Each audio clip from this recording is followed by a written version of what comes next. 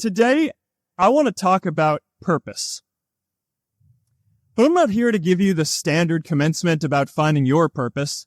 We're millennials. We try to do that instinctively. Instead, I'm here to tell you that finding your purpose isn't enough. The challenge for our generation is to create a world where everyone has a sense of purpose. One of my favorite stories is when JFK went to go visit the NASA Space Center and he saw a janitor holding a broom and he asked him what he was doing, and the janitor replied, "Mr. President, I'm helping put a man on the moon." Purpose is that feeling that you are a part of something bigger than yourself, that you are needed, and that you have something better ahead to work for. Purpose is what creates true happiness. And you are graduating at a time when this is especially important. When our parents graduated, that sense of purpose reliably came from your job, your church, your community. But today, technology and automation are eliminating many jobs. Membership in a lot of communities has been declining, and a lot of people are feeling disconnected and depressed and are trying to fill a void in their lives. As I've traveled around, I've sat with children in juvenile detention and opioid addicts who've told me that maybe their lives would have turned out differently if they just had something to do, an after-school program or somewhere to go. I've met factory workers who know their old jobs aren't coming back and are just trying to find their path ahead. For our society to keep moving forward, we have a generational challenge to not only create new jobs, but create a renewed sense of purpose. I remember that night I launched Facebook from that little dorm in Kirkland House. I went to Noakes with my friend KX, and I remember telling him clearly that I was excited to help connect the Harvard community, but one day someone would connect the whole world. The thing is, it never even occurred to me that that someone might be us. We were just college kids. We didn't know anything about that. There were all these great big technology companies with all these resources, and I just assumed one of them would do it. But this idea was so clear to us that all people want to connect. So we just kept working on it day after day after day. And I know that a lot of you are going to have your own stories just like this. A change in the world that seems so clear that you are sure someone else is going to do it. But they're not. You will. But it's not enough to have that purpose yourself. You also have to create a sense of purpose for others. And I found that out the hard way. You see, my hope was never to build a company. I wanted to have an impact. And as all these people started joining us, I just assumed that that's what they wanted to do too. So I never took the time to explain what it was that I hoped we'd build. A couple of years in, some big companies wanted to buy us. I didn't want to sell. I wanted to see if we could connect more people.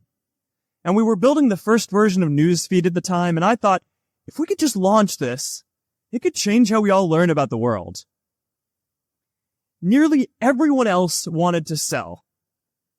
Without a sense of higher purpose, this was their startup dream come true, and it tore our company apart. After one particularly tense argument, one of my close advisors told me if I didn't agree to sell the company right now, I would regret that decision for the rest of my life. Relationships were so frayed that within a year or so, every single person on our management team was gone. That was my hardest time leading Facebook. I believed in what we were doing, but I felt alone. And worse, it was my fault. I wondered if I was just wrong, an imposter, a 22-year-old kid who had no idea how things actually worked. Now, years later, I understand that is how things work when there's no sense of higher purpose. So it's up to all of us to create it so we can all keep moving forward together.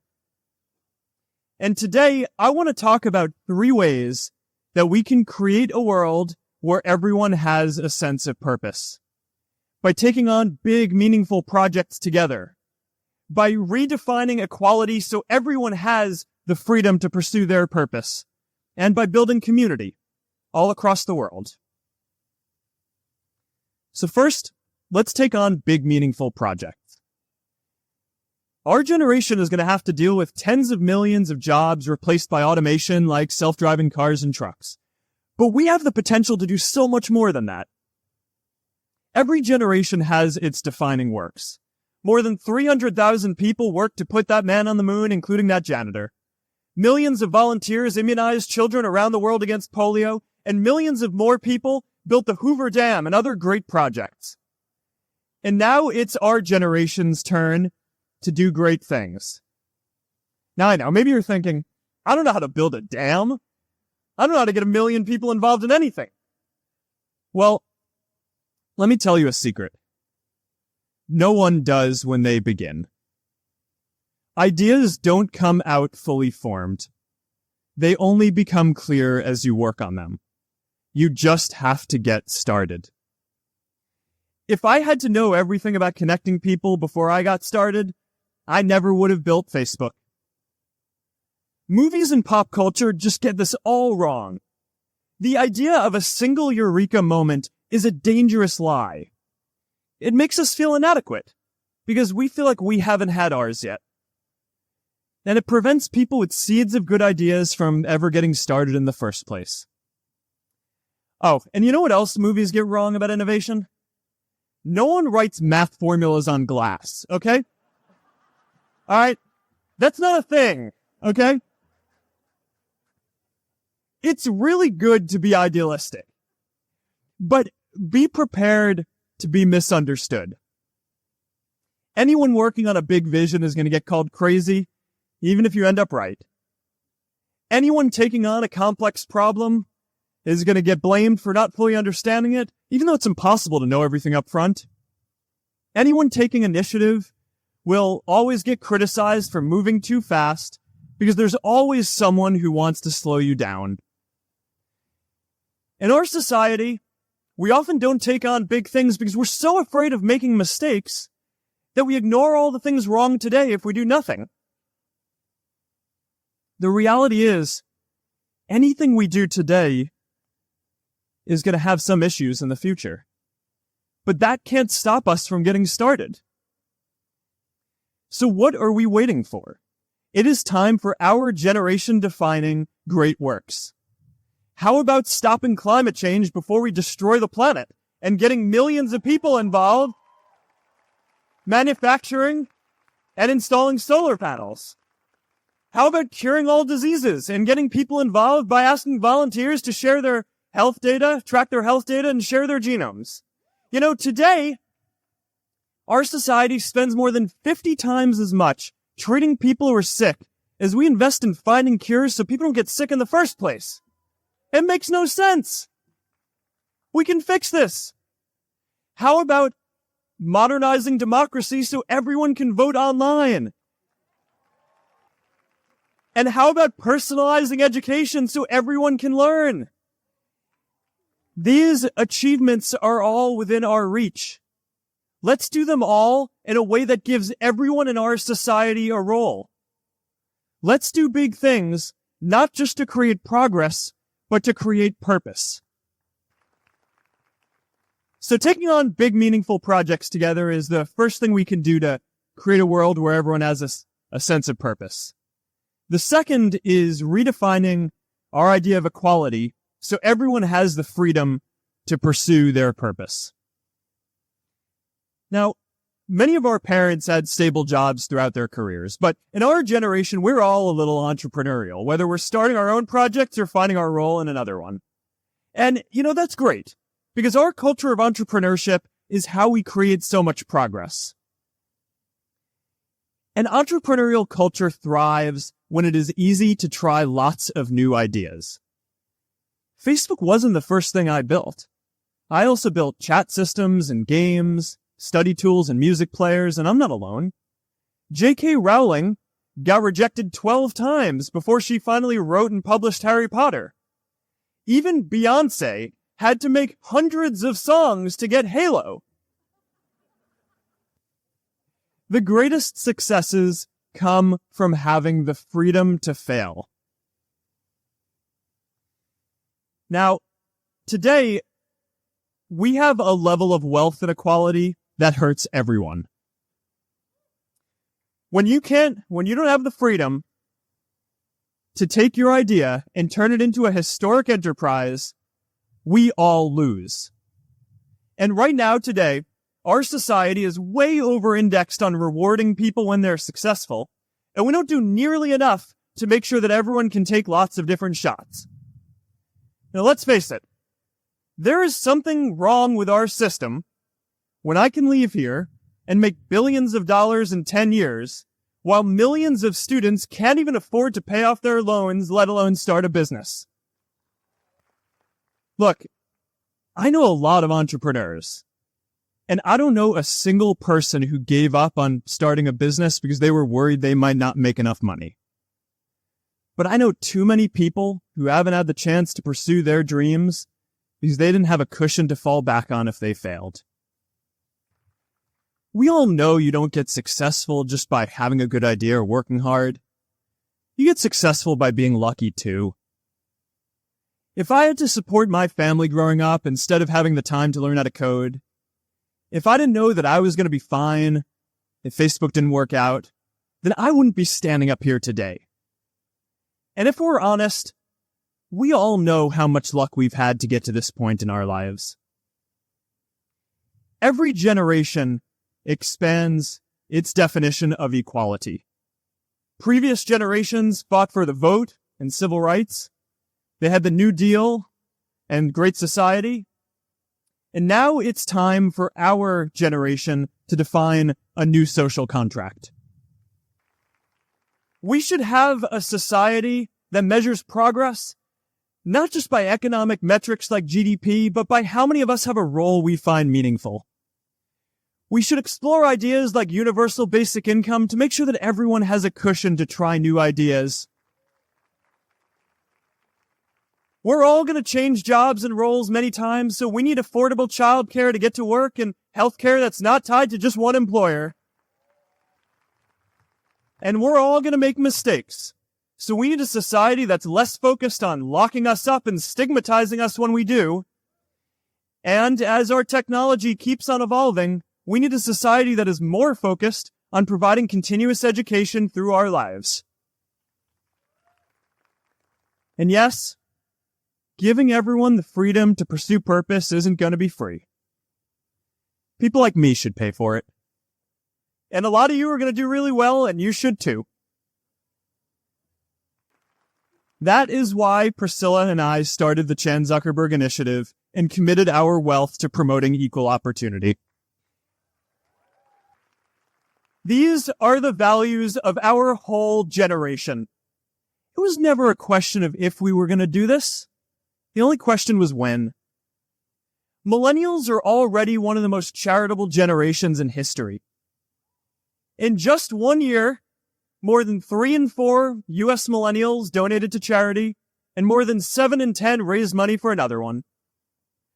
But it's not just about giving money. You can also give time. And I promise you, if you just take an hour or two a week, that's all it takes to give someone a hand and help them reach their potential. Now, maybe you're thinking, that's a lot of time. I'm not sure if I have that much time. I used to think that. You know, when Priscilla graduated from Harvard, she became a teacher.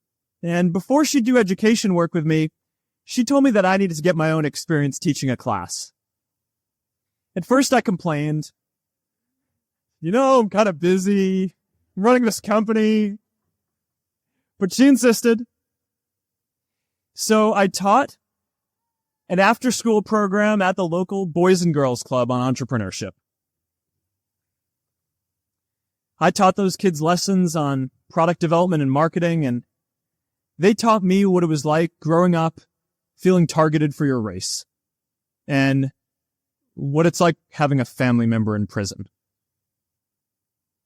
I shared stories of my time in school, and they shared their hope that one day they would get to go to college too. For 5 years, I've had dinner with those students every month. One of them even threw Priscilla and me our first baby shower. And next year, they're going to college. Every one of them, first generation in their families. We can all make time to give someone a hand. Let's give everyone the freedom to pursue purpose, not just because it's the right thing to do, but because when more people can turn their dreams into something great, we are all better for it. Purpose doesn't only come from work. The third way we can create a sense of purpose for everyone is by building community. And in our generation, when we say purpose for everyone, we mean everyone in the world. Now, quick show of hands. How many of you here are from another country? All right, now keep your hands up. How many of you are friends with one of these folks? Now we're talking. See, we have grown up connected.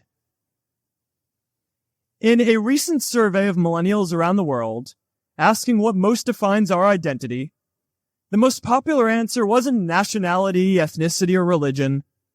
It was citizen of the world. That's a big deal.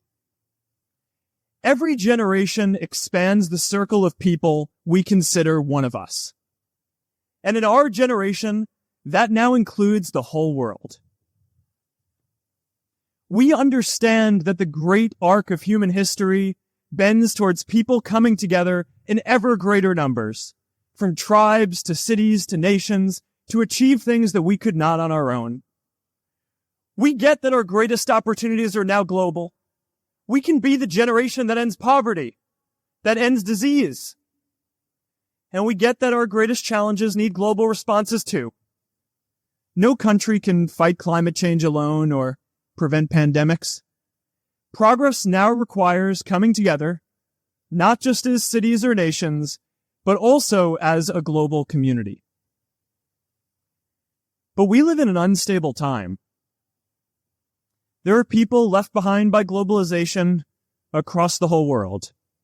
And it's tough to care about people in other places when we don't first feel good about our lives here at home. There's pressure to turn inwards. This is the struggle of our time. The forces of freedom, openness, and global community against the forces of authoritarianism, isolationism, and nationalism. Forces for the flow of knowledge, trade, and immigration against those who would slow them down. This is not a battle of nations. It is a battle of ideas. There are people in every country for more global connection, and there are good people against it. And this isn't going to be decided at the UN either. It's going to happen at the local level when enough of us feel a sense of purpose and stability in our own lives that we can start to open up and care about everyone else too. And the best way to do that is to start building local communities right now. We'll get a lot of meaning from our communities. Whether our communities are houses or sports teams, churches or a cappella groups, they give us that sense that we are a part of something bigger, that we are not alone. They give us the strength to expand our horizons. And that's why it's so striking that over the past few decades, membership in all kinds of communities has declined by as much as 1/4. That's a lot of people who now need to find a sense of purpose somewhere else. But I know that we can rebuild these communities and start new ones because many of you already are. I met Agnes Agoye, who's graduating today. Agnes, where are you?